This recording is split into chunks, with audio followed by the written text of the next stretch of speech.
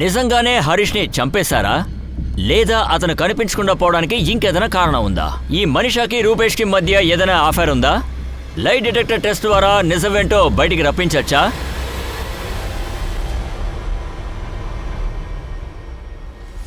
రవి, ఎంత త్వరగా కుదిరితే నాకు 444568 నెంబర్ డీటెయిల్స్ కావాలి. హరీష్ ఫోన్ ఎవరు యూజ్ చేస్తున్నారు? ఫోన్ స్విచ్ ఆఫ్ వస్తుంది. ఈ నెంబర్ రీచ్ అవ్వడం చాలా ముఖ్యం. Inspector Sharma, live detector test నాకు దొరికింది. నాకు 2 రోజులు పడుతుంది. అన్ని రీడింగ్స్ అనలైజ్ చేసి చూడాలి. అప్పుడే నేను ఏమైనా చెప్పగలను. ముఖేష్ సార్, ప్లీజ్ వీలైనంత త్వరగా చేయండి.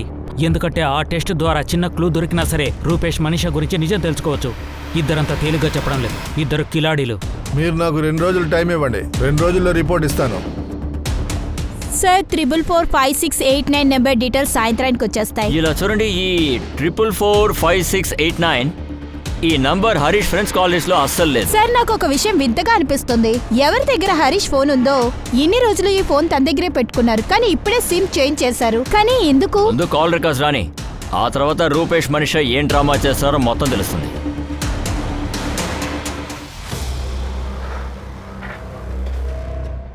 ఏమైంది రూపేష్?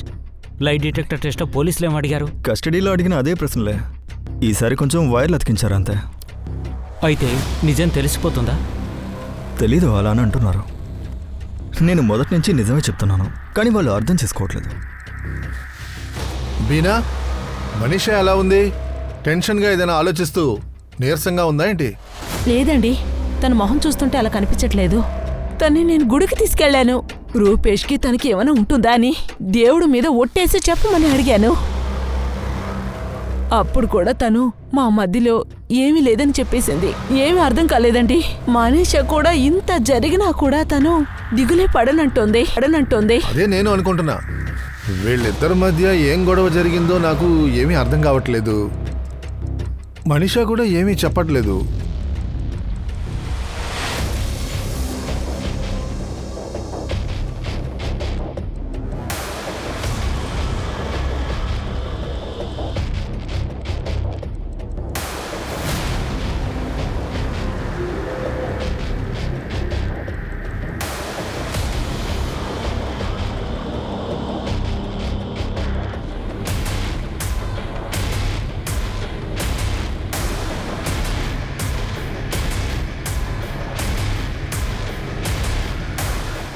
అన్నా, ఇన్స్పెక్టర్ గారు వీళ్ళిద్దరినీ సపరేట్గా ఇంటరాగేషన్ చేయమని చెప్పారు. కానీ వీళ్ళిద్దరు అందుకు ఒప్పుకోవడం లేదు. వీళ్ళ మధ్య సంబంధం ఉందని, పైగా వీళ్ళు చంపినట్టు ఒప్పుకోవడం లేదు. సుమిత్, నీకు విషయం తెలుసా? పోలీసులు నిన్ను కూడా సందేహిస్తున్నారు. నీకు హరీష్కి ఏమైనా గొడవ జరిగిందేమో అని ఎంక్వైరీ చేస్తున్నారు. ప్రాపర్టీ విషయంలోనూ అలాగే వేరే విషయాల్లోనూ. అది నిజమని నేను చెప్పడం లేదు, వాళ్ళు ఆ యాంగిల్లో కూడా చూస్తున్నారు. మనీషాకి శిక్ష పడి తీరాల్సిందే. తను అబద్ధం చెప్తోంది. నిజానికి మనీషా ఆ రోజు హరీష్ని కలవడానికి ఎవరొచ్చారో చెప్పలేదు. తను ఎక్కడున్నాడు, తనకేమైందో చెప్పలేదు. సుమేధ్, ఏదైనా జరగని నువ్వు అంకులు ఈ కేసుని మాత్రం ఊరికే వదిలేకండి. వదిలేస్తే మనీషా, రూపేష్ ఈ కేసు నుంచి ఈజీగా బయటపడతారు.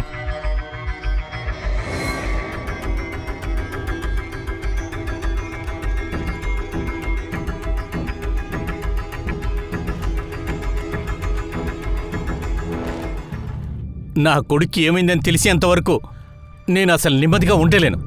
అమిత్, మనీషానే తప్పు చేసింది, కానీ మీ మీద కూడా తప్పుంది. అంకల్, మనీషా ఏ తప్పు చేయలేదని మాకు అన్ని విషయాలు చెప్పేసింది. తను నిజమే చెప్తుంది.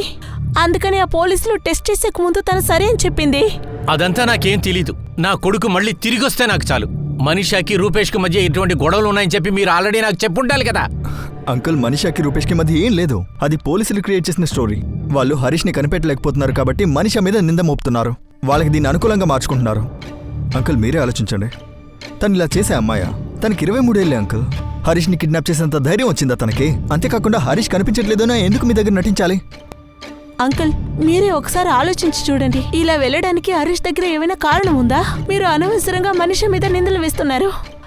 హరీష్ వాళ్ళిద్దరు ఫ్రెండ్స్ ఉన్నారు కదా, యోగేష్ ఇంకా హర్షిత్. వాళ్ళని విచారించి ఆ పోలీసుల దగ్గర ఏమైనా చెప్పారా మీరు? ఇలా చూడండి అంకుల్, మేం కూడా మీలాగే నిజం తెలుసుకోవాలనుకుంటున్నాం. మేం కూడా హరీష్కి ఏమైంది, ఎక్కడికి వెళ్ళాడని తెలుసుకోవాలనుకుంటున్నాం.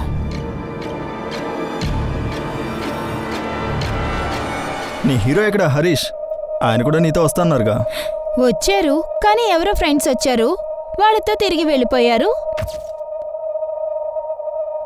మధ్యాహ్నం కూడా ఫోన్ చేశాను, అప్పుడు కూడా ఆఫ్ అని వచ్చింది. ఏదైనా పనిలో ఉంటాడు. సరేరా, నేను నిన్ను డ్రాప్ చేస్తాను. వెళ్ళు. కంచన్, వినడానికి విచిత్రంగా ఉన్న ఇదే నిజం. హరీష్ కనిపించకుండా పోయిన రోజు నుంచి మనిషి ముఖంలోన ఎలాంటి దిగులు, బాధ నేను ఈనాడు వరకు చూడలేదు. అయితే మీరు కూడా మనిషి మీద... లేదు, నేను నిందమోపట్లేదు. నువ్వే ఆలోచించు. హరీష్ కనిపించకుండా పోయాడు, ఇప్పటి వరకు ఇంటికి రాలేదు అన్న దుఃఖం మనిషి ముఖంలో అస్సలు లేదు. కొంచెం కూడా దిగులు లేదు. హరీష్ ఫోన్ని యూజ్ చేస్తున్న వ్యక్తి గురించిన ఇన్ఫర్మేషన్ క్రైమ్ బ్రాంచ్ వాళ్ళకి దొరికింది. సమీర్ చంద్ర, అడ్రస్ రుద్రవిహార్. రుద్రవిహారా? సార్, ఇది మూత్రీకంచ్ కి పక్కనే ఉంది. అక్కడే హరీష్ ఫోన్ స్విచ్ ఆఫ్ అయింది. సార్, ఫోన్ రికార్డ్స్ పెట్టి చూస్తే హరీష్ లాస్ట్ లొకేషన్ మూత్రీకంచ్. ఆ వ్యక్తి నిజంగానే ఉన్నాడో లేదో కూడా మనకి తెలియదు. వెళ్ళి చూస్తేనే తెలుస్తుంది. అదే సమయంలో లైట్ డిటెక్టర్ టెస్ట్ రిజల్ట్ కూడా వచ్చేసింది. హలో ఇన్స్పెక్టర్ శర్మ, ముఖేష్ మాట్లాడుతున్నా. ముఖేష్ గారు, టెస్ట్లో ఏం తెలిసింది? మీరిద్దరూ వాళ్ళు అడిగిన ప్రశ్నలన్నిటికీ వాళ్ళ ఆన్సర్స్ తో రెస్పాన్స్ గ్రాఫ్ చాలా జాగ్రత్తగా చూడండి. వాళ్ళిద్దరిలో ఎవరు అబద్ధం ఆడలేదు. ఏంటి? వాళ్ళిద్దరూ ఎలాంటి అబద్ధము చెప్పలేదా? లేదు. వాళ్ళిద్దరి సంబంధం గురించి అడిగిన ప్రశ్న కదా ఇవి. నువ్వు మనిషిని ప్రేమిస్తున్నావా? నువ్వు రూపేష్ని ప్రేమిస్తున్నావా? ఇన్స్పెక్టర్, మీరే చూడండి. ఇద్దరి పారామీటర్స్ లోనూ ఎటువంటి డిస్టర్బెన్స్ లేదు. వాళ్ళ పారామీటర్స్ లో ఏం తెలుస్తుందంటే ఇద్దరిని ప్రశ్నలు అడుగుతూ ఉంటే అసలు ఆలోచించనే లేదు. వాళ్ళు హరీష్ ని మీరు చంపారని అడిగితే అసలు మారనే లేదు. రూపేష్ ను హరీష్ ని చంపింది నిజమేనా? హరీష్ని ఎక్కడ చంపావు? నేనేమి హరీష్ని చంపలేదు. హరీష్ ని చంపారా అని అడిగినప్పుడు వాళ్ళలో అసలు ఎటువంటి టెన్షన్ లేదు, ఎటువంటి మార్పు కూడా వాళ్ళలో లేదు. అయితే లైట్ డిటెక్టర్ కారణంగా వాళ్ళిద్దరి మధ్య సంబంధం లేదని తెలుస్తుంది. అంతేనంటారా? వాళ్ళు హరీష్ని కిడ్నాప్ చేయలేదు, అలాగే చంపలేదు. అవును.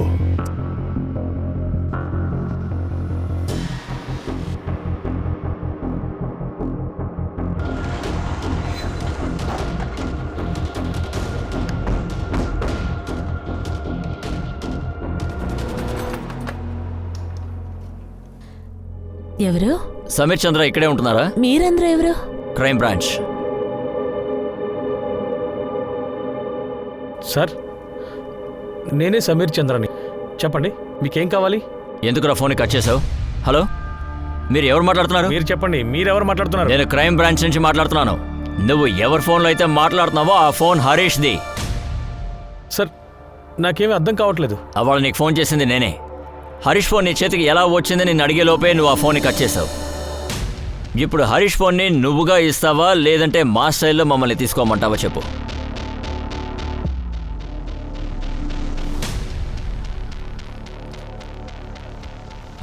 అవును, ఇది హరీష్ అన్న ఫోనే. కానీ ఇది మీ దగ్గరికి ఎలా వచ్చింది? ఈ ఫోన్ మాకు సమీర్ చంద్ర 10లో దొరికింది. తను ఒక ఫ్యాక్టరీలో డ్రిల్ ఆపరేటర్గా ఉన్నాడు. కానీ మేడం, మా అన్నయ్య ఫోను ఆయన దగ్గరికి ఎలా వచ్చింది? విచారణ జరుగుతుంది, త్వరలో తెలుస్తుంది. బలరాం గారు, మీరు సమీర్ చంద్ర పేరు ఎప్పుడైనా విన్నారా? లేదు. కానీ మీరు మనిషి చెప్పిందంతా నిజమని చెప్పి ఎలా చెప్తున్నారు సార్? మీరు ఈ లైట్ డిటెక్టివ్లో ఏం ఇలా కనిపెట్టారు చూడండి సార్? బలరాం సార్, ఆ టెస్ట్లో వచ్చిందంతా నిజమని చెప్పలేము. కానీ టెస్ట్ రిజల్ట్ని బట్టి చూస్తుంటే మనీషా, రూపేష్ ఇద్దరూ అబద్ధం చెప్పలేదు.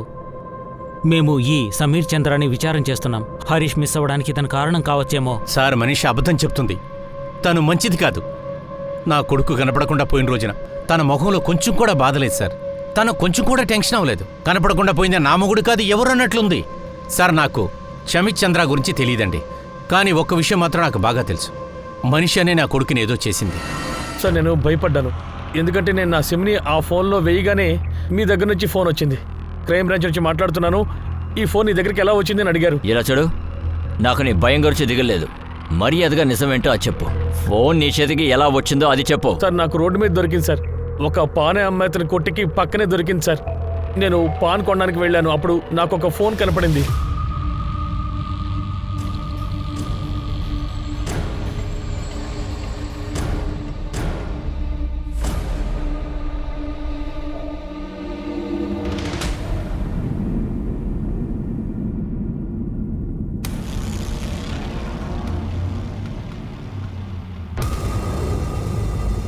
నేను ఆ ఫోన్ తీసుకుని ఇంటికి వెళ్ళిపోయాను. నువ్వు కొడితే గానీ దారిలోకి రావు కదా. ఫోన్ రోడ్డు మీద కనిపించదురా, నువ్వు అది తీసుకున్నావు. మేము మీ కంటికి ఎలా కనిపిస్తున్నావురా? సార్, నేను చెప్పేది నిజం సార్. నాకు రోడ్డు మీద దొరికింది. సార్, వీడిని ఇందాక నుంచి ఎంత అడిగినా అబద్ధాలు చెప్తున్నాడు. ఇలా చూడు, నేను నా స్టైల్లో నీతో నిజం చెప్పించడానికంటే ముందు నువ్వే నిజం చెప్పు. జబల్పూర్లో ఉండే రూపేష్తో కలిసి హరీష్ని చంపింది నువ్వే కదూ? చంపడమా? నేనెవరిని చంపాను సార్? అసలు ఆ హరీష్ రాథోర్ అంటే ఎవరో కూడా నాకు తెలియదు సార్. ఒకవేళ నువ్వు అమాయకుడు అయితే నా వాయిస్ అనగానే ఎందుకు నా ఫోన్ కట్ చేసావు? తర్వాత ఎందుకు నా స్విచ్ ఆఫ్ చేసావు? చాలా రోజుల తర్వాత మొబైల్లో సిమ్ పెట్టాను. మొట్టమొదట మీ దగ్గర నుంచి ఫోన్ వచ్చింది. నేను భయపడ్డాను సార్. అసలు ఏంటి గొడవంతా? నేను ఇరుక్కోకూడదు నువ్వు అనుకున్నాను. దొరికిపోయావు. హరీష్ మిస్ అయ్యి 2.5 నెల అవుతోంది. ఇన్ని రోజులు ఫోన్ నీతోనే ఉంది కదూ? నువ్వు ఇప్పుడే ఆన్ చేసావా? సార్ నేను చాలా పేదవాడిని. ఒక ఫ్యాక్టరీలో డ్రిల్లింగ్ పని చేస్తూ ఉంటాను. నేను ఎందుకు ఎవరైనా చంపుతాను సార్? మేడం, నా భర్త ఎవరిని చంపుండారు? ఇది నిజంగానే తనకు దారులు దొరికింది. అలాగా? దారిలో దొరికిందా? దారిలో ఏ వస్తువు దొరికినా అది మీదే అని మీ దగ్గరే పెట్టుకుంటారా? ఎవరిదని వాళ్ళకి తిరిగి ఇవ్వలేరా? మేడం, తప్పు చేశాం. మేము సాధారణమైన మనుషులం. ఆయన ఏ తప్పు చేయలేదు. మీ ఫోన్ వచ్చాక చాలా భయపడిపోయారు. ఆ ఫోన్ విసిరి పారేయాలనుకున్నారు. నాకు తెలుసు మీరు ఎప్పుడైనా నన్ను వెతుక్కుంటూ వస్తారని. అప్పుడు మీకు నిజం చెప్దాం అనుకున్నాను. అందుకే ఫోన్ని పర్వాలేదు, నా దగ్గరే ఉంచాను. మేడం, తను మర్డర్ చేసే మనిషి కాదు. తప్పేదైనా చేసుంటే మేము ఇంకా ఇక్కడే ఉండేవాళ్ళమా? మేము ఎప్పుడు పారిపోయి ఉండేవాళ్ళం. కపిలి తను వదలదు. ఇక్కడే ఉంచండి. పుట్టినప్పటి నుంచి తన హిస్టరీని పూర్తిగా తెప్పించండి. 2.5 నెలలుగా ఇతను ఫోన్ ఉంచుకున్నాడు. హరీష్ మిస్ అవ్వడానికి, మర్డర్ జరగడానికి ఏదో సంబంధం ఉంది. Okay sir. చెప్పమ్మా. అమిత్ పోలీస్ స్టేషన్కి వెళ్ళారు. మనీషా, రూపేష్ చెప్పేది నిజమని అంటున్నారు. అలాగైతే వాళ్ళు ఏదో టెస్ట్ అని అంటున్నారు. అలాగైతే వాళ్ళు ఎక్కువగా ఏది చెప్పలేదమ్మా. ఆ టెస్ట్లో మనీషాకి వ్యతిరేకంగా ఏది దొరకలేదన్నారు. కానీ హరీష్ ఇంకా ఎక్కడికి వెళ్లారో తెలియట్లేదు. తనకేమైందో అర్థం కావట్లేదు. ఆ క్రైమ్ బ్రాంచ్ వాళ్ళు ఎవరినో పట్టుకున్నారని అంటూ ఉన్నారమ్మా. వాళ్ళ దగ్గరే హరీష్ ఫోన్ ఉందని చెప్తున్నారు. ఆయన దగ్గర ఇప్పుడు విచారిస్తున్నారు.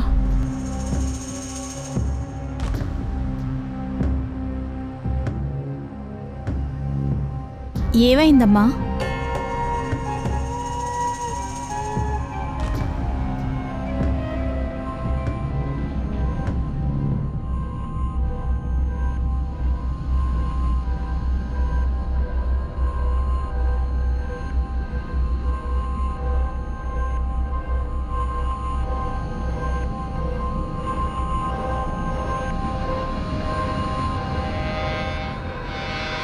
వీడిని ఇంతవరకు నేను చూడలేదు, ఎప్పుడు మాట్లాడలేదు. సార్, సమీర్ చంద్ర ఎవరో మాకు తెలీదు. అలాగే హరీష్ అన్న ఎప్పుడు ఈ పేరు గురించి చెప్పలేదు. ఒకవేళ వీడే హరీష్ని చంపుంటే ఎందుకు చంపాడు? నా కొడుకుతో వీడికేంటి విరోధం? ఇలా చూడండి సార్, ఇతను ఏదైనా చేశాడా లేదా అనేది ఇప్పుడు మేము చెప్పలేం. ఎందుకంటే ఇంకా ఇన్వెస్టిగేషన్ జరుగుతుంది. సార్, నేను అర్షత్ వాళ్ళ ఫ్రెండ్స్ని పిలిచి యోగేష్ని, హరీష్ని ఐడెంటిఫై చేయమని చెప్పాను.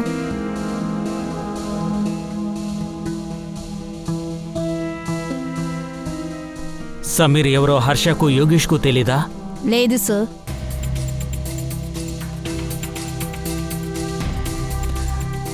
మంచోడే సార్. ఎలాంటి క్రిమినల్ హిస్టరీ వీడి మీద లేదు. చెప్పాలంటే క్రిమినల్ షీట్ అంటే ఏంటో కూడా వీడికి తెలియదు. అయితే హరీష్ ఫోన్ వీడికి రోడ్డు మీద దొరికే అవకాశం ఉంది కదా? అలాగే అయి ఉంటుంది సార్. ఫోన్ని ఏదో ఆశగా తీసుకొని ఉంటాడు. ఈ కేసులో మనం ఎక్కడ పొరపాటు చేస్తున్నాం? కష్టపడినంత వేస్ట్ అవుతోంది. ముందుగా రూపేష్ తివారీ పేరు బయటకు వచ్చింది, కానీ మధ్యలోనే ఆగిపోయింది. తర్వాత ఏం దొరకలేదు. ఇప్పుడు సమీర్ విషయంలో కూడా అంతా డెడ్ ఎండ్కు వెళ్ళి ముగిస్తోంది. ఈ లైవ్ డిటెక్టర్ టెస్ట్ వల్ల ఏదైనా తెలుస్తుంది అనుకున్నాను సార్. నేను ఇప్పుడు కూడా స్ట్రాంగ్గా చెప్తున్నాను, మనీషానే రూపేషే చేసుంటారు. మనం ఆలోచించేది తప్పు కాదు.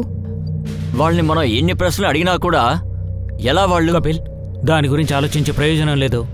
తర్వాత ఏం చేయాలన్న దాని గురించే ఆలోచించాలి. అప్పుడే ఏదైనా ఎవిడెన్స్ దొరుకుతుందేమో మనకు అర్థమవుతుంది. మనం వాళ్ళిద్దరిని వాచ్ చేస్తూనే ఉండాలి. ఎందుకంటే మర్డర్ తర్వాత ఏదో ప్లాన్ ఉండుంటుంది. వీళ్ళు ఇంత ప్లాన్ చేశారంటే పోలీసులు వస్తారు, విచారణ జరుపుతారు అని వాళ్ళు ఆలోచించే ఉండుంటారు. దాని తర్వాత ప్లాన్ గురించి ఆలోచిస్తారు. రూపేష్ తివారీ మీద వాళ్ళు కన్నేసే ఉంచారు. అతని ప్రతి మూవ్ క్రైమ్ బ్రాంచ్ గమనిస్తూనే ఉంది. రూపేష్ ఇంకా మనీషా ఇద్దరు పార్కులో కలుస్తూనే ఉన్నారు. రూపేష్ని, మనీషాని గమనిస్తడానికి కారణం ఏంటంటే, ఒకవేళ వాళ్ళిద్దరూ కలిసి హరీష్ని చంపుంటే ఎలా చంపుంటారు, తర్వాత హరీష్ డెడ్ బాడీని ఎక్కడ దాచారు? అది మాత్రమే కాకుండా ఇంకొక ప్రశ్న కూడా మిగిలింది. వాళ్ళ మధ్య ఉన్న అఫైర్ని నెక్స్ట్ స్టేజ్కి వాళ్ళు ఎప్పుడు తీసుకెళ్తారు?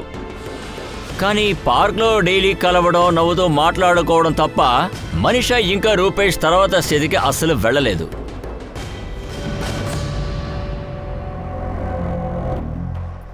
తను చాలా సంతోషంగా ఉంది. ఏం జరగనట్టుగానే ఉంది. ఎస్ సార్, వీళ్ళకి ఎలాంటి బాధ లేదు సార్. నా కెరియర్లో ఎంతోమంది క్రిమినల్స్ని పట్టుకున్నాను.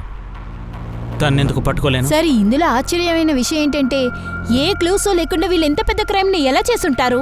అది హరీష్ గురించి ఏ విషయం బయటికి రాకుండా ఎంత క్లీన్ గా చేశారు. సార్ మనీషా రూపేష్ ఇంకా కలుస్తూనే ఉన్నారు సార్. అది కాకుండా ఈ మధ్య ఔటింగ్ కూడా మొదలు పెట్టారు. హోటల్ అది ఇది అంటూ ఇప్పుడు బోటింగ్ కూడా వెళ్తున్నారు. ఇంకేదైనా తెలిసిందా? హరీష్ బాడీని ఎక్కడైనా పూడ్చారా లేక కాల్చారా అని? లేదు సార్, మనీషా రూపేష్ గురించిన మొత్తం ఇన్ఫర్మేషన్ గ్యాదర్ చేశాను. కానీ వాళ్ళు హరీష్ని ఏం చేశారో అసలు తెలియట్లేదు సార్. ఎలా చంపుంటారు? బాడీని ఏం చేస్తుంటారో ఇవేవీ తెలియలేదు సార్. ఒకవేళ మనం పొరపాటుగా వెళ్తున్నామా? ఈ మనీషా రూపేష్ గురించే చూస్తున్నాం. ఇంకెవరైనా మోటివ్ లేదా కల్పరేట్ వదిలేస్తున్నామా ఏంటి?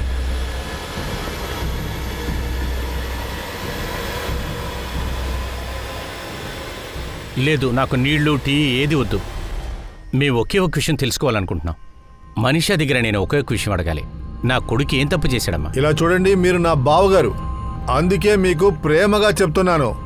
నిజం మీకు తెలిసిపోయింది కదా. నిజం ఇంకా తెలియలేదు అంకుల్. మా అన్నయ్య మిస్ అవ్వడం, ఆ తర్వాత ఇంకేమీ తెలియడం లేదు అంకుల్. ఆయన కనిపించకుండా పోతే ఆ నిందని మనీషా మీద వేశారు. మా అమ్మాయిని అందరి ముందు హంతకురాల్ని చేశారు. రూపేష్కి మనీషాకి సంబంధం ఉందని చెప్పారు. మనీషా దగ్గర పోలీసులు 1000 ప్రశ్నలు వేశారు. ఈ టెస్ట్కి తనే ఒప్పుకొని వచ్చింది. తను ఏమేం చేయాలో అన్నీ చేసేసింది. ఇకపై ఏ అగ్ని పరీక్ష తనకు అక్కర్లేదు. ఇప్పటికీ హరీష్ తప్పు చేయలేదనే మీరు మాట్లాడుతున్నారు. ఎటు మాట్లాడినా మీరు హరీష్ ఏం తప్పు చేశాడనే మీరు అడుగుతున్నారు. హరీష్ని నేను చూడలేనని నాకు బాగా తెలుసు. హరీష్ చనిపోయాడనే విషయం నాకు తెలుసు. కానీ దానికి కారణం ఏంటనే విషయం మాత్రం నేను చూడండి బావగారు, మీరు వచ్చినప్పటి నుంచి చాలా మాట్లాడేశారు. ముందు ఇక్కడి నుంచి బయలుదేరండి, లేదంటే నాన్న, ఒక నిమిషం. మావయ్య, ఇలా చూడండి, నాకు హరీష్కి ఎలాంటి సమస్యలు లేవు. గొడవ పడే అంత క్లోజ్ కాదు కూడా మేము. నేను ముందే మీకు చెప్పాను, మళ్ళీ చెప్తున్నాను. ఆ రోజు తన్ని పిలిచిన ఫ్రెండ్ ఎవరో నేను అస్సలు చూడలేదు. ఇదే నేను చేసిన పెద్ద తప్పు. అందుకనే నా పైన నిందలు వేస్తున్నారు. కానీ మీరు నమ్మకం వదిలేశారు. కానీ నేను నమ్ముతున్నాను. హరీష్కి ఏమైందో నేను తెలుసుకోవాలనుకుంటున్నాను. కానీ ఏమైంది? మావయ్య, నాకు ఏడుపంతా రాదు. బాధను కూడా నేను బయట పట్టలేను. అందుకనే నాకు బాధ లేదని కాదు. హరీష్కి ఏమైందో నాకు నిజంగా తెలీదు. హరీష్ ఏ ఫ్రెండ్తో వెళ్ళాడో తెలీదు. నేను హరీష్ని ఏం చేయలేదు.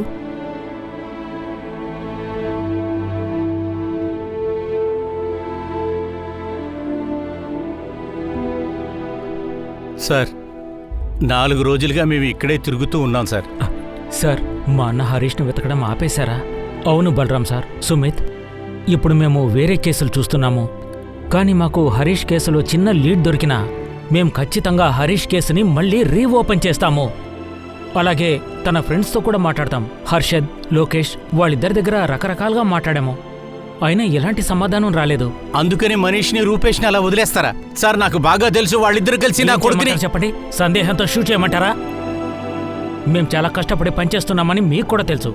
మాకు అనుమానం ఉంది. రూపేష్, మనీషా కలిసి. మీకు అనుమానం ఉంటే మరి ఎందుకని వాళ్ళని వదిలేస్తున్నారు? వాళ్ళని పట్టుకోండి సార్.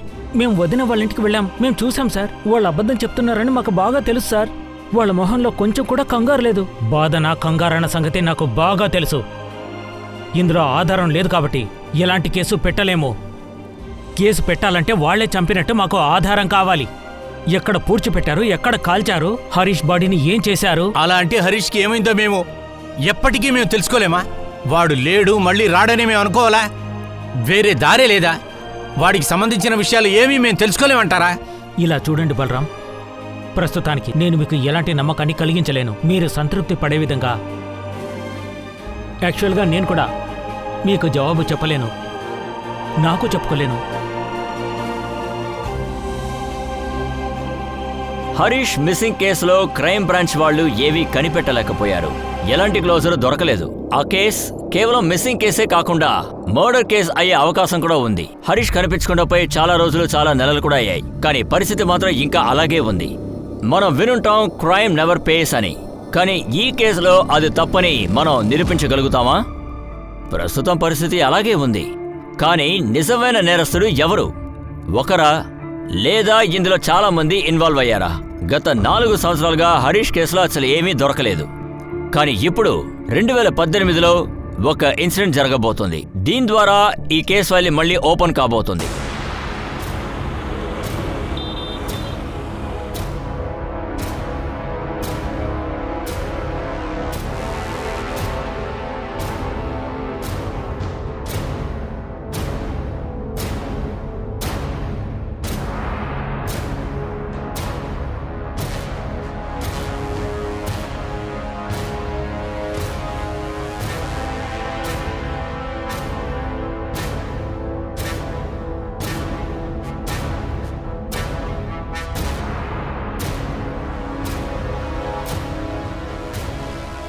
నిజం చెప్పు, షూటౌట్లో నీతో పాటు ఇంకెవరు ఉన్నారు? నీకు మాటిస్తున్నాను, నీకు బెయిల్ వచ్చేలా నేను చూస్తాను. ఎక్కడైనా చెప్పండి సార్, కానీ మీరు నన్ను అండర్ గ్రౌండ్లో పెట్టాలి. ఎందుకంటే ఆ తర్వాత వాళ్ళు నా వెంట పడతారు. Sir 1 minute sir. సార్ మీకు హరీష్ మిస్సింగ్ కేసు గుర్తుందా? అదెలా మర్చిపోతాను? 4 ఏళ్లుగా ఒక మనిషి గురించి ఎలాంటి ఆచూకీ లేదు. ఆ కేసు విషయంగానే జబల్పూర్లో ఉన్న మన పంకజ్ దగ్గర నుంచి కాల్ వచ్చింది. అక్కడ ఏదైనా జరిగిందా? అవును సార్, ఆ అమ్మాయి మనీషా ఇల్లు వదిలి పారిపోయిందట. పంకజ్ లైన్లో ఉన్నాడు.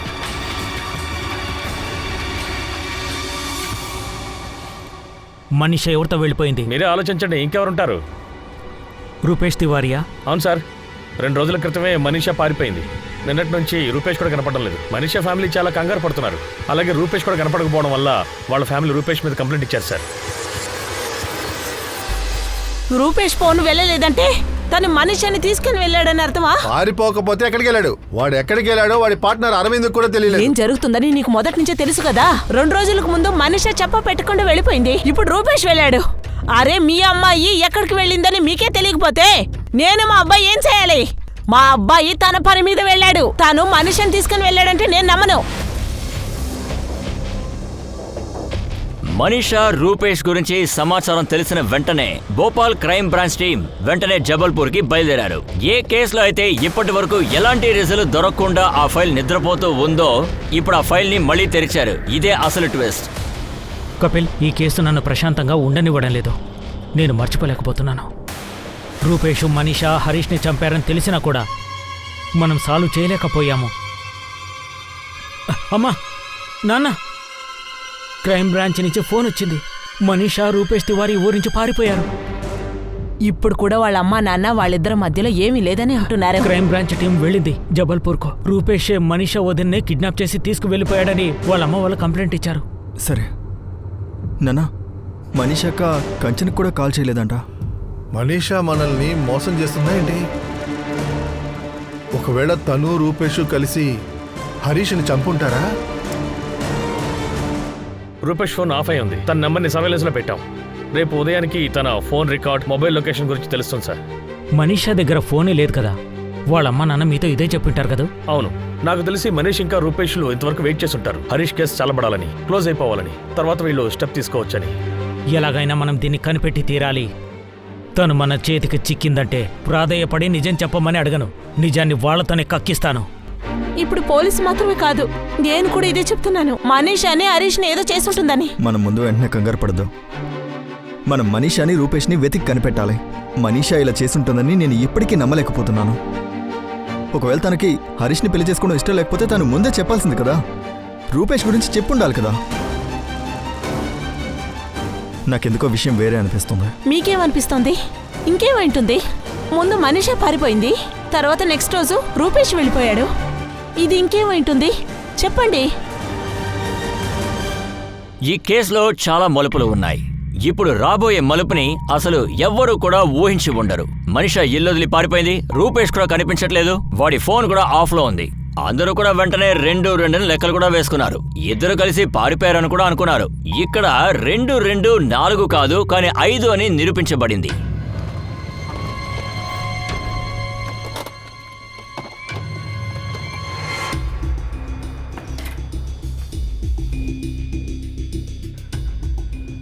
ఎంత ధైర్యం అడిగో చెప్పు. మనిషి ఎక్కడా? మనిషి ఎక్కడా? నీకేమన్నా పిచ్చా? నన్ను వదులు. మనిషి ఎక్కడికి వెళ్ళిందో నాకేం తెలుసు? ఇటు చూడు రూపేష్, నాటకాలు ఆడించి చాలు. మర్యాదగా చెప్పు, మనిషి ఎక్కడుంది? తను ఎక్కడుందో నాకు తెలియదురా. 4 రోజుల క్రితం ఇదే ప్రశ్న అడిగారు కదా. తను నాకేమైనా చెప్పి పారిపోయిందా? సార్, నేను నా ఫ్రెండ్ని చూడడానికి ఇండోర్కి వెళ్ళాను. అక్కడ ఒక ట్రావెల్ ఏజెన్సీని ఓపెన్ చేయడానికి వెళ్ళాను. నా ఫోన్ నీళ్ళలో పడి రిపేర్ అయింది. ఫోన్ ఇప్పటికే ఆఫ్లోనే ఉంది. మీకు కావాలంటే చెక్ చేసుకోవచ్చు. ఫోనే కాదు, సిమ్ కూడా రిపేర్ అయింది. 2 సరి చేయమని కంపెనీకి రిక్వెస్ట్ చేశాను. రూపేష్, ఈసారి నువ్వు నిజం చెప్పి తీరాలి.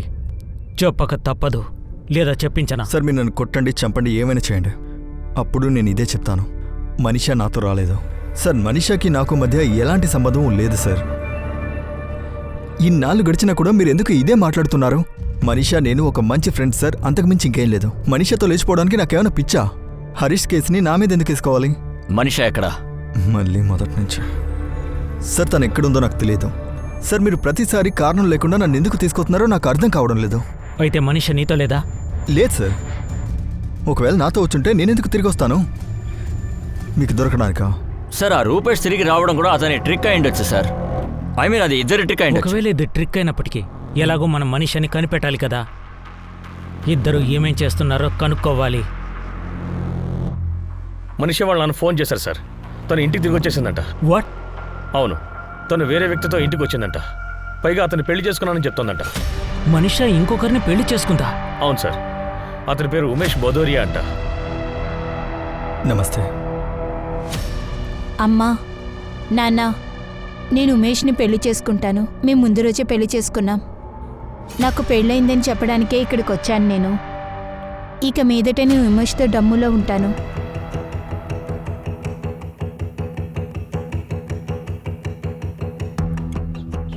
రెండు సంవత్సరాల ముందు జబల్పూర్లో ఉమేష్ని చూశాను. మా ఇద్దరం మాట్లాడుకున్నాం.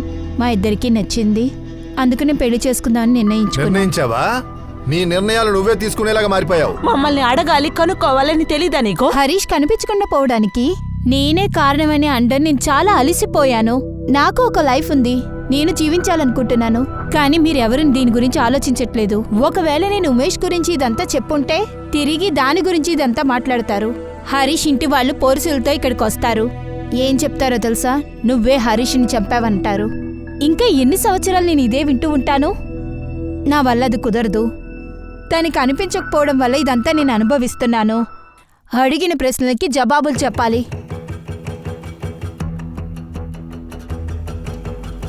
నాన్న, భోపాల్ నుంచి క్రైమ్ బ్రాంచ్ వచ్చారు, మీతో మాట్లాడాలంట. ఒక నిమిషం. నాన్న వాళ్ళతో మాట్లాడరు.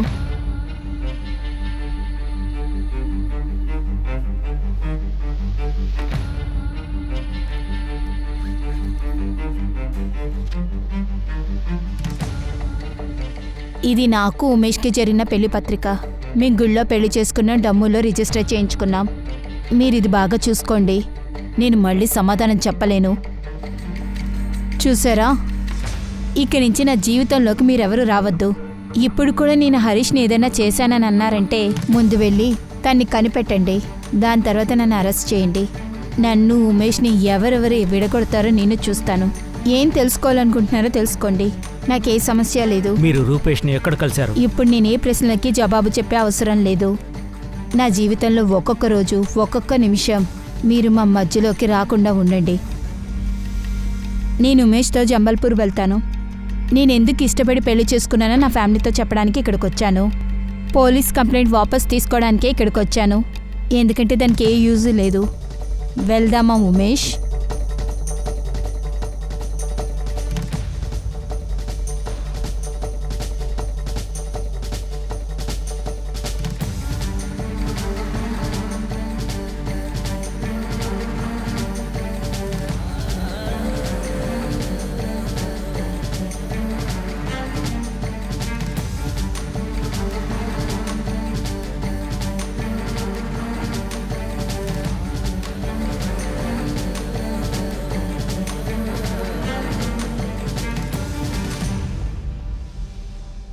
సార్, మనీషా ఒకవేళ రూపేష్తో కాకుండా ఉమేష్తో బలరాం కలిసి... సార్, మేం ఉమేష్ గురించి విచారిస్తున్నాం.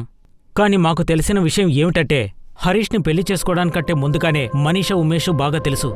కానీ మనీషా కుటుంబ సభ్యులకు ఉమేష్ ఎవరో తెలీదు. సార్, ఈ మనీషా పెద్ద కేడి సార్. ఇన్ని రోజులు రూపేష్తో తిరిగాక ఇప్పుడు కొత్తగా ఉమేష్ అనే వ్యక్తి వచ్చాడు సార్. సార్, ఉమేష్ రావడం కూడా మనీషా ప్లానింగే ఉంటుంది. ఖచ్చితంగా ఇందులో ఏదో మతలబు ఉంది సార్. ఇలా చూడు, మేం మనీషా ప్లాన్ ఏంటో తెలుసుకుంటున్నాము.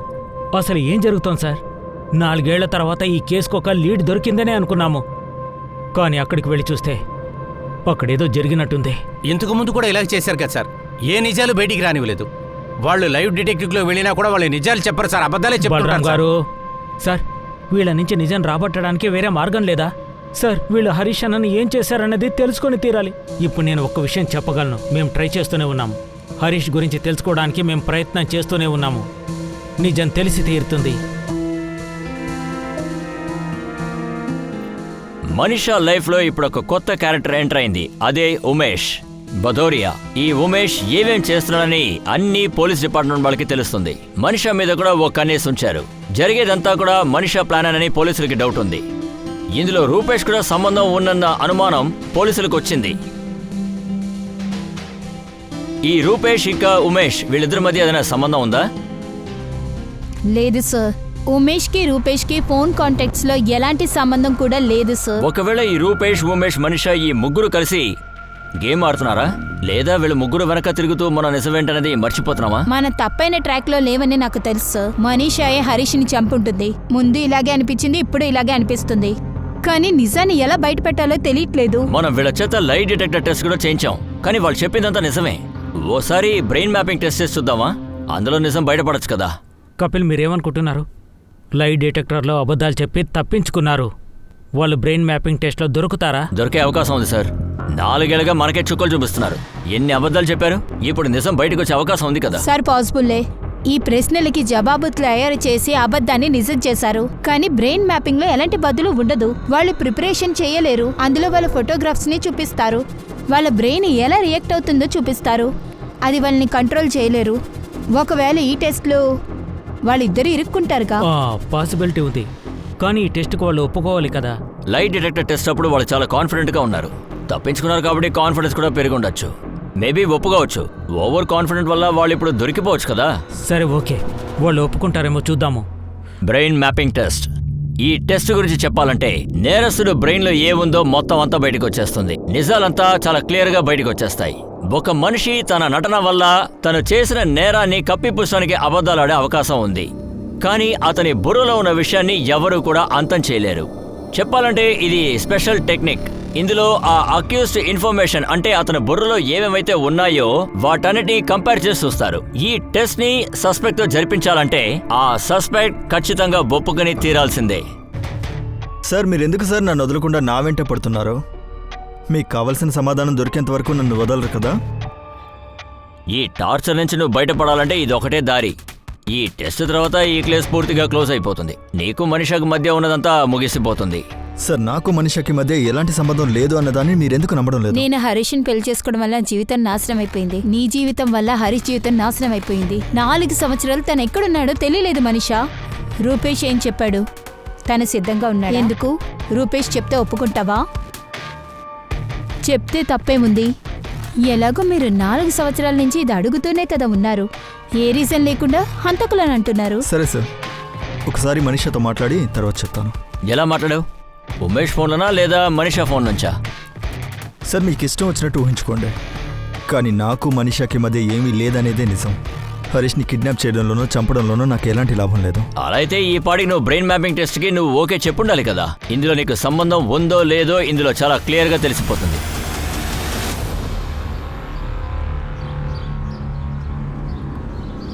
ఎలా ఉన్నావు? బాగానే ఉన్నాను. మీ అమ్మా నాన్న ఇంకా నీ మీద కోపంగా ఉన్నారా? అవును, ఎప్పుడు చూసినా ఇంత పెద్ద తప్పు చేశాను. ఎవరి ఈ ఉమేషు అని టార్చర్ చేస్తున్నారు. ఈ క్రైమ్ బ్రాంచ్ వాళ్ళు బ్రెయిన్ మ్యాపింగ్ టెస్ట్ అని నన్ను భయపెడుతున్నారు. నాకు చాలా భయంగా ఉంది.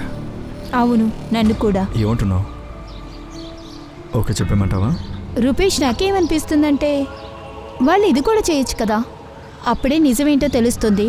మనల్ని ఫాలో చేయడం వదిలేస్తారు. ప్రతిరోజు పడే ఈ కష్టానికి ఒక విడుదల వస్తుంది.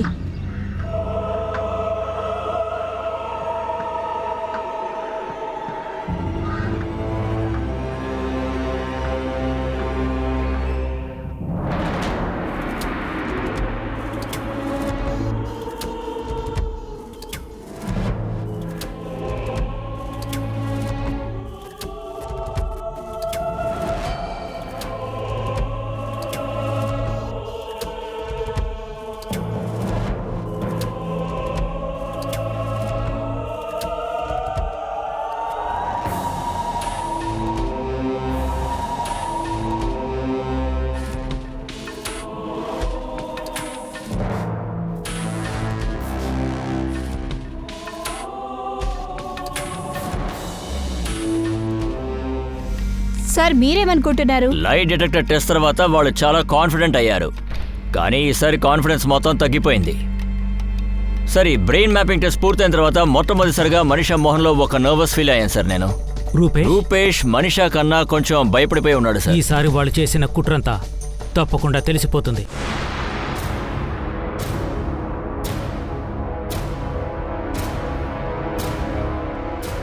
మనిషా ఇది వాళ్ళకి ఎలా తెలిసిందే?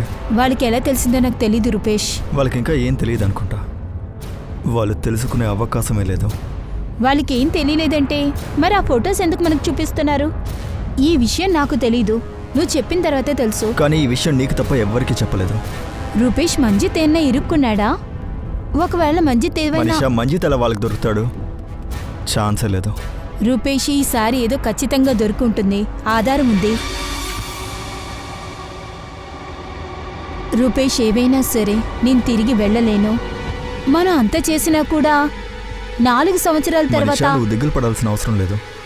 వాళ్ళకేమీ దొరుకుంటుందని నాకు అనిపించట్లేదు. ఒకవేళ వాళ్ళకి ఏం దొరకలేదంటే మనం వెతికిన చోటు అక్కడ గొయ్యి తీసింది ఎందుకు చూపించారు? వాళ్ళు వేరే ఫోటోను చూపించే అవకాశం కూడా ఉంది. రూపేష్, నువ్వెందుకు ఇంత కూల్గా ఉన్నావు? నీకే టెన్షన్ లేదా? మనిషా, నాకు టెన్షన్గానే ఉంది, కానీ అందుకు నేను... ఈ టెస్ట్లో ఖచ్చితంగా రిజల్ట్ వస్తుంది. ఇది లైవ్ డిటెక్ట్ టెస్ట్ కాదు. ఖచ్చితంగా ఈసారి మనల్ని వదలరు. మనిషా, ఏం కాదు. మనల్ని నిరికించే ప్రయత్నం చేస్తున్నారు. నువ్వు ఇలా కంగారు పడ్డావంటే మనం ఖచ్చితంగా ఇరుక్కుంటాం. నువ్వు రిలాక్స్గా ఉండు చాలు, మిగతాది నేను చూసుకుంటాను.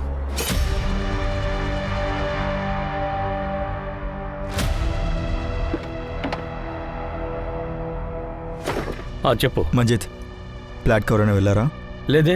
మీ పక్కటి వాళ్ళని, ఫ్యామిలీని ఎవరైనా విచారణ చేశారా? లేదు, అలాంటిదేం జరగలేదు. ఎందుకు? పోలీసులు నిన్ను ఏమైనా ఎంక్వైరీ చేశారా? నీకు ఏమైందిరా? ఇన్నేళ్ల తర్వాత కూడా నువ్వు ఎందుకు ఇంత టెన్షన్ పడుతున్నావు? ఇప్పుడు మనం ఏదో ఒకటి చేయాలి. ఏదోటంటే ఏం చేయాలి? చెప్తాను.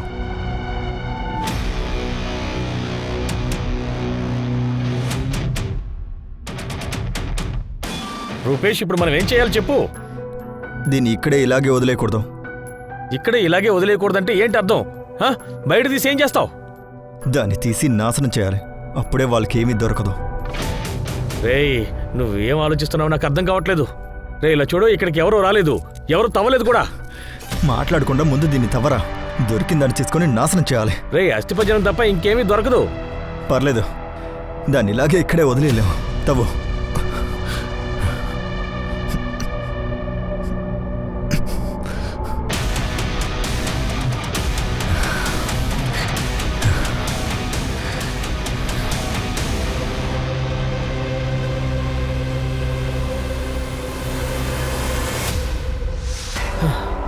ఇప్పుడేం చేయాలి చెప్పు. ఈ ఎముకలని ముక్కలు ముక్కలుగా పగలగొట్టి దూరంగా పడేద్దాం. బడిలో గుడ్డ తీసుకొస్తాను.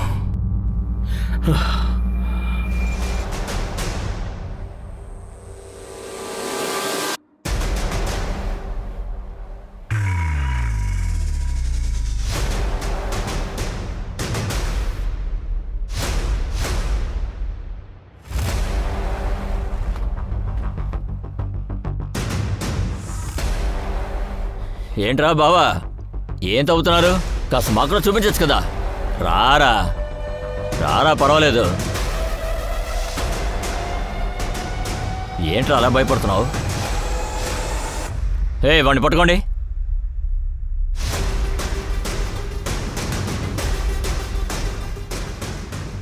ఏప్రిల్ 15, 2014న మనీషా వాళ్ళ అక్క వాళ్ళ ఇంటికి వెళ్ళడానికి ఆటోలో అసలు ఎక్కలేదు. వాళ్ళిద్దరూ ఆ రోజు నడుచుకుంటూనే వెళ్ళారు. హరీష్,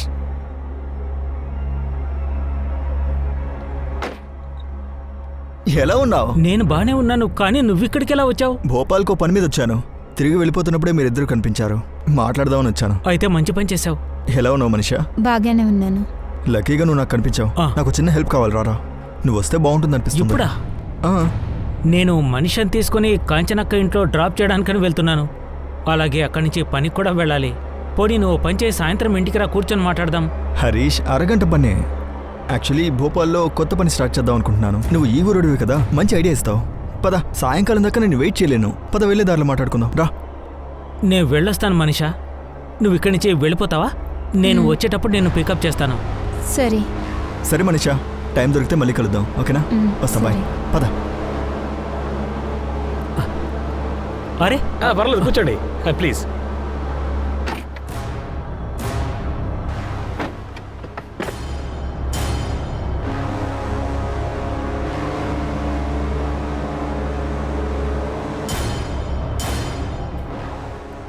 ఇక్కడ ప్లాట్ తీసుకుని ఏం చేస్తారు? భోపాల్కి షిఫ్ట్ అయ్యే ప్లాన్ ఉందా? అలాగే ఆలోచిస్తున్నాను.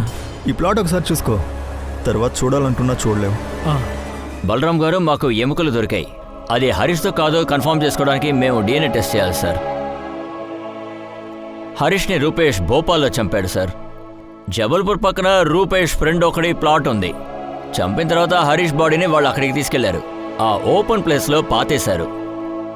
ఎందుకు? మనిషా ఎందుకు అలా చేసింది?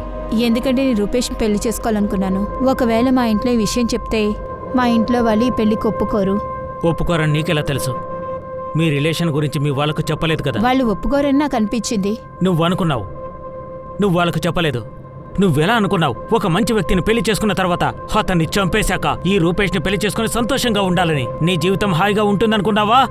అదేమీ జరగలేదే, కానీ ఇప్పుడే జరుగుతుంది అనిపిస్తుంది. మాట్లాడడానికి కూడా అర్హత లేదు. దాని మొఖం చూడండి. నిన్ను కొడతారా? కొట్టండి, ఎంత కాల్స్తే కొట్టండి.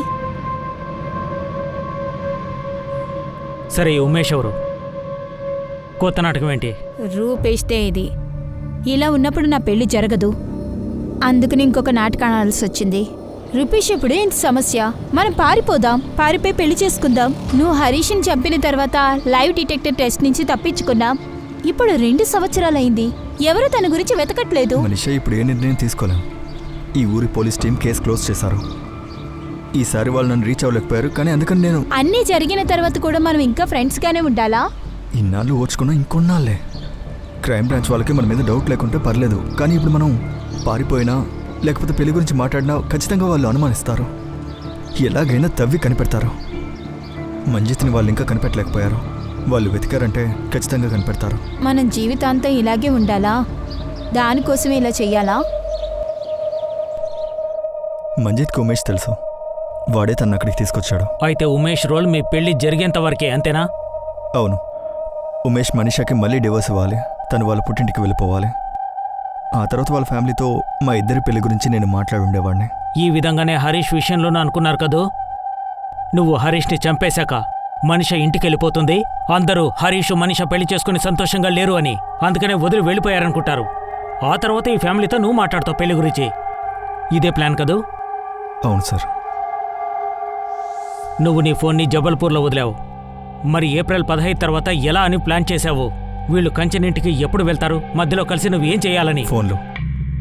నేను మనిషకి ఒక ఫోన్ కొనిచ్చాను. ఆ విషయం ఎవరికీ తెలియదు. ఆ ఫోన్ ఎక్కడా? ఆ ఫోన్ నేను ఎప్పుడో విసిరేశానే. ఆ ఫోన్కి ఒక నెంబర్ ఉంటుంది కదా, ఆ నెంబర్ చెప్పు. అది నా దగ్గర ఉంది. మీ ఇద్దరికి అఫైర్ ఎప్పటి నుంచి ఉంది? మనిష పెళ్లికి 1 సంవత్సరం ముందు. తర్వాత హరీష్ని పెళ్లి చేసుకోవడం, అతన్ని చంపేయడం, అతన్ని పూడ్చిపెట్టడం, తర్వాత ఉమేష్. ఈ ప్లానింగ్ అంతా ఎవరిది?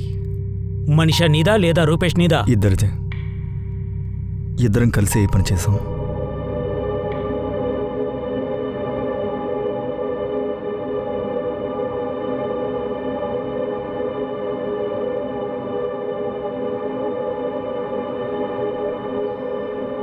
Sir, brain mapping test result వచ్చేసింది సార్. రిపోర్ట్లో ఏమొచ్చింది? వీళ్ళిద్దరూ నిర్దోషులని వచ్చిందా? కాదు, రిపోర్ట్ ప్రకారం వీళ్ళిద్దరూ నేరస్తులే. 4 సంవత్సరాల తర్వాత ఈ కేసుకి వాళ్ళ కుటుంబానికి ఒక క్లారిటీ వచ్చింది. మనసును బాధపెట్టే ఒక ముగింపే ఇది. నిజం చెప్పాలంటే ఈ విషయం వాళ్ళకి ముందే కూడా తెలుసుంటుంది. అయినా సరే పాపం ఆ హరీష్కి ఎందుకు ఇలా జరిగింది? ఎవరు చేశారో తెలియక చాలా కష్టపడుతూ ఉన్నారు. మనీషా రూపేష్ మధ్య ఉన్న అఫైర్, ఈ అఫైర్ వల్ల తన హస్బెండ్ని హత్య చేయడం, ఇదంతా తెలుసుకుని మనీషా వాళ్ళ అమ్మగారు చాలా బాధపడ్డారు. బయటికి రావడానికి ఇష్టపడలేదు. మనీషా వాళ్ళ కుటుంబానికి వాళ్ళ కూతురు తన స్వార్థం కోసం తన కూతురు ఎంత దిగజారిందో తెలుసుకుని చాలా బాధతో కుమిలిపోయారు. హరీష్ నిజంగానే చాలా మంచి కుర్రాడు. మనీషా ఎందుకు ఇలా చేసింది? మనీషా మీద మర్డర్ ఛార్జెస్ వేశారు. అది ఐపీసీ 302. ఇంకా మర్డర్ కి సపోర్ట్ చేసినందువల్ల ఐపీసీ 120B కింద కేసుని ఫైల్ చేశారు. మనీషాతో పాటు మనీష్ ఇంకా మంజిత్ మీద కూడా ఇవే ఛార్జెస్ మీద ఎఫ్ఐఆర్ ని ఫైల్ చేశారు. Crime never pays. ఈ స్టేట్మెంట్ మళ్లీ నిరూపించబడింది.